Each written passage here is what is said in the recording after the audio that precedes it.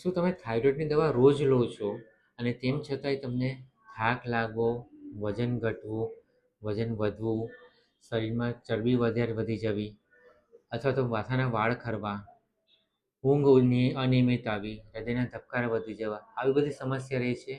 જો આમાંની કોઈ પણ એક સમસ્યા તમને રહેતી હોય તો આ વિડીયો અંત સુધી ખાસ જોજો. આ વિડીયોમાં આપણે ચર્ચા કરીશું થાઇરોઇડ ગ્રંથિના હોર્મોન વિશે. નમસ્કાર દોસ્તો, હું વૈદ્ય જાગૃત પટેલ, MD આયુર્વેદ, એક આયુર્વેદ ચિકિત્સક છું અને લોકો સાચું આયુર્વેદ જાણે, આયુર્વેદને અનુસરે અને આયુર્વેદના માધ્યમથી સ્વસ્થ સમાજનું નિર્માણ થાય એવો મારા જિંદગીનું ધ્યેય છે. તો મિત્રો, આજે વાત કરીએ થાઇરોઇડ ગ્રંથિ વિશે. થાઇરોઇડ ગ્રંથિ એ આપણા ગળાના ભાગમાં પતંગિયા આકારની એક ગ્રંથિ હોય છે અને એ ગ્રંથિના હોર્મોન આપણા શરીરમાં મેટાબોલિઝમનું કામ કરે છે. એને કારણે પાચન શક્તિ, હૃદયના ધબકારા, અનિદ્રા, આ બધી વસ્તુ એનું કંટ્રોલ કરે છે થાઇરોઇડ ગ્રંથિના હોર્મોન્સ. અને આ થાઇરોઇડ ગ્રંથિના હોર્મોન્સને કારણે શરીરમાં બે પ્રકારની વિકૃતિ જોવા મળે છે. એક છે હાઇપરથાઇરોઇડિઝમ અને બીજું છે હાઇપોથાઇરોઇડિઝમ. હાઇપોથાઇરોઇડિઝમ મતલબ કે જેમાં શરીરમાં હાઇપરથાઇરોઇડિઝમ મતલબ કે એવો રોગ, એવી કન્ડિશન કે જેમાં થાઇરોઇડ ગ્રંથિના હોર્મોન્સનું પ્રમાણ વધી જાય છે. એ વધી જવાને કારણે મેટાબોલિઝમની પ્રક્રિયા વધી જાય, ભૂખ વધારે લાગે, શરીરનું વજન ઘટતું જાય, થાક લાગે, હૃદયના ધબકારા વધી જાય, પસીનો આવવા લાગે, હાથમાં ધ્રુજારી આવવા લાગે, આ બધી સમસ્યાઓ થાય છે. અને બીજો પ્રકાર છે હાઇપોથાઇરોઇડિઝમ. હાઇપોથાઇરોઇડિઝમ મતલબ કે જેમાં થાઇરોઇડ ગ્રંથિના હોર્મોન્સનું પ્રમાણ ઘટી જાય, મેટાબોલિઝમ ઘટી જાય, એને કારણે ભૂખ ઓછી લાગે પણ વજન વધતું જાય, થાક લાગે, શરીરમાં ચરબીનું પ્રમાણ વધી જાય, સાથે સાથે વાળ ખરવા લાગે, રાત્રે ઊંઘમાં સમસ્યા થાય, માનસિક અસંતુલન થાય, આ બધી સમસ્યાઓ થઈ જાય છે. તો થાઇરોઇડ ગ્રંથિ જે છે એ થાઇરોઇડ ગ્રંથિના હોર્મોન્સ તમને બે રીતે નુકસાન કરે છે. ક્યાંક તેનું પ્રમાણ વધી જાય તો તમને તકલીફ કરે છે અને પ્રમાણ ઘટી જાય તો એને તકલીફ કરે છે. તો આ રીતે થઈ છે થાઇરોઇડ ગ્રંથિની બીમારીની સમસ્યા. હવે આ વસ્તુ અમે આયુર્વેદમાં કઈ રીતે લઈએ છીએ?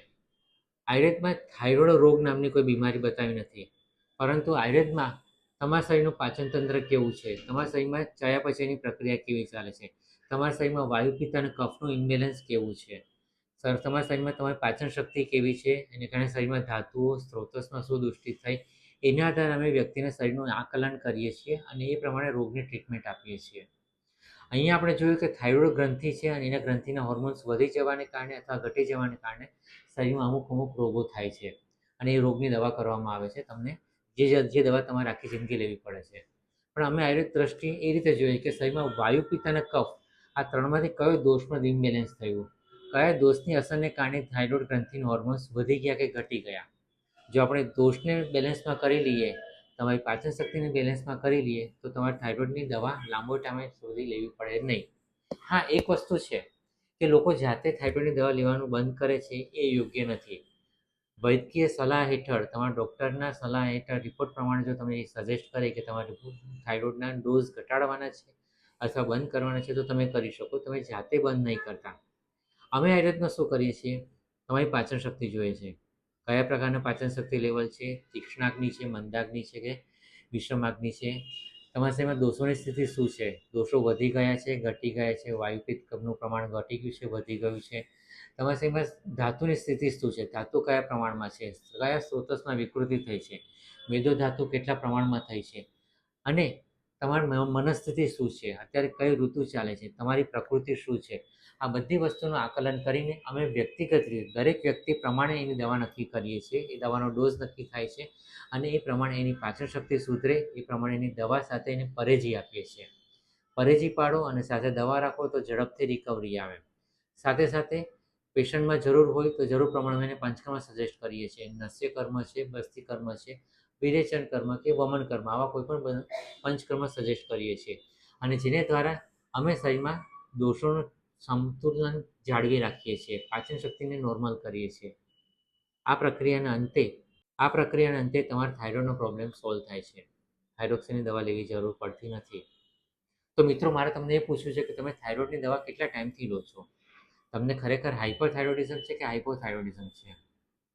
એ વસ્તુ અમને તમે કોમેન્ટમાં જરૂરથી જણાવજો. અને સાથે સાથે જો તમને આ વિડીયો જરૂરી લાગ્યો હોય તો તમારા સ્નેહી સંબંધીઓને કે જે લોકોને થાઇરોઇડની સમસ્યા છે એ લોકોના વિડીયો શેર કરો, લાઈક કરો, સાથે સાથે અમારી ચેનલને સબસ્ક્રાઈબ કરો, જેથી તમને અમે આ રીતના અલગ અલગ હેલ્પફુલ વિડીયો રેગ્યુલર તમને પહોંચાડી શકીએ. તો મિત્રો આટલું જ. દર વખતે કહું છું એ રીતે આજથી આયુર્વેદ અપનાવો અને આજીવન સ્વસ્થ રહો.